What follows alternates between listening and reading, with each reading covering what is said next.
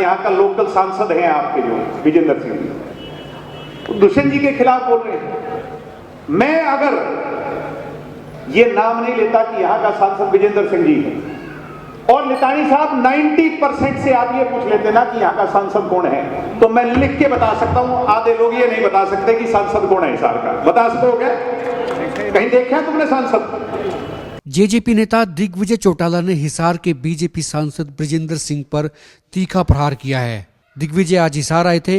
यहाँ छात्र संवाद का कार्यक्रम था, इनसो की बात थी, लेकिन इनसो के इस कार्यक्रम में उन्होंने सीधे तौर पर ब्रिजेंद्र सिंह को चेता दिया। उन्होंने कहा कि सांसद तो दिखाई ही नहीं देते हैं। हिसार के लोगों को फर्क समझना चाहिए। उदाहरण और एग्जाम्पल दुष्यंत चौटाला की दिए गए। याद दिलाया गया कि जिस वक्त दुष्यंत चौटाला हिसार के सांसद थे तब स्थिति क्या थी और आज के दिन स्थिति क्या है। उन्होंने कहा कि सांसद महोदय तो दिखाई नहीं देते।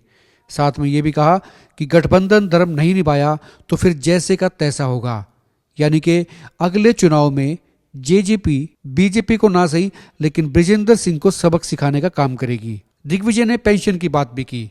फिर से दोहराया, अगर उनके पास पर्याप्त सीटें होती, पर्याप्त विधायक होते तो फिर 5100 की पेंशन कोई बड़ी बात नहीं थी और दुष्यंत चौटाला बुजुर्गों के लिए 5100 रुपये पेंशन जारी करवाते। लेकिन विडंबना यह है कि विधायकों की संख्या सिर्फ 10 है। दिग्विजय चौटाला ने तमाम बातें कही, लेकिन एक शगुफा वो भी छोड़ने से नहीं हटे।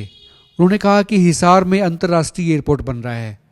वो ये भूल गए कि इसका पटाक्षेप पहले ही हो चुका है और उड्डयन मंत्री ये कह चुके हैं कि हिसार में किसी अंतर्राष्ट्रीय एयरपोर्ट बनने का कोई विचार नहीं है और ना ही पाइपलाइन में इस तरह का कोई एजेंडा है। लेकिन दिग्विजय आज ये बात मुखर होकर कह गए।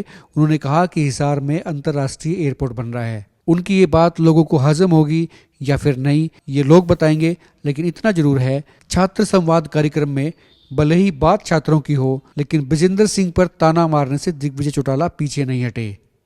आइए आपको सुनाते हैं उन्होंने क्या कहा। कई बार कह देते हैं दिग्विजय ज्यादा कह जाता है, कहनी नहीं चाहिए। अब मैं सुन रहा था यहाँ का लोकल सांसद हैं आपके जो विजेंद्र सिंह जी, तो दुष्यंत जी के खिलाफ बोल रहे हैं।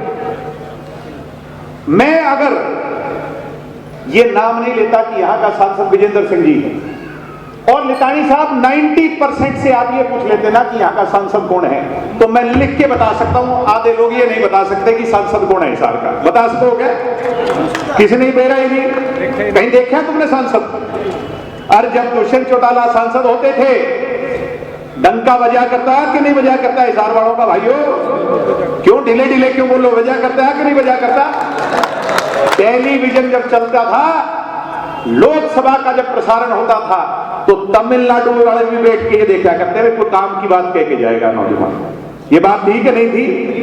अरे ये लोग जो कभी नजर ही नहीं आए और आज इस तरह की बातें करते हैं, इसलिए ऐसे लोगों को कोई अधिकार नहीं है।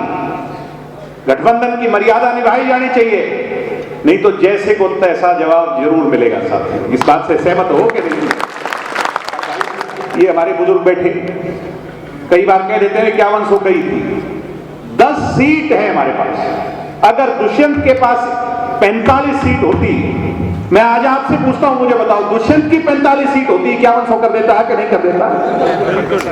जो बातें कही थी उसको पूरा कर। इनको ये डर लगता है कि दुष्यंत आगे बढ़ गया तो तुम्हारी दुकान बंद हो जाएगी। इसीलिए ये विजेंद्र सिंह जी जैसे और लोग, तमाम लोग विरोधी जो हैं, मैं दीपेंद्र हुड्डा से पूछना चाहता हूं कि वो राज हिसार वालों तुम तो बिल्कुल मत भूलियो।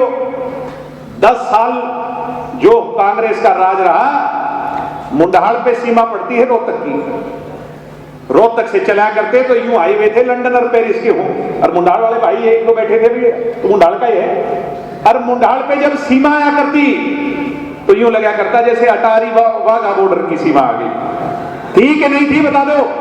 मैंने कहा कि हर चीज़ की मर्यादा और सीमा होती है, मगर जैसे को तैसा जवाब देने में कोई गुरेज नहीं है। तो जिस तरह की भाषा का अगर वो उपयोग करेंगे तो फिर उनको जवाब जरूर मिलेगा।